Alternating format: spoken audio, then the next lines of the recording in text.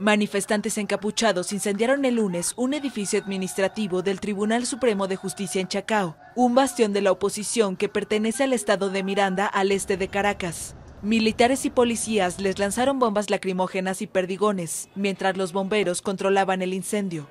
Antes de los disturbios, la policía del estado de Miranda fue intervenida por supuestos vínculos con redes delictivas. Intervención militar. En tanto, la fiscal general Luisa Ortega impugnó ante el Tribunal Supremo de Justicia la designación de 33 de sus magistrados, por considerar que hubo un proceso irregular en diciembre de 2015, cuando fueron confirmados por el Parlamento saliente de mayoría oficialista, días antes de que la oposición tomara el control del legislativo. La impugnación ocurrió luego de que el máximo tribunal declarara inadmisible un recurso de nulidad que Ortega interpuso el jueves contra la convocatoria de una Asamblea Nacional Constituyente. La fiscal denunció haber recibido amenazas y responsabilizó al Estado de lo que pueda pasar.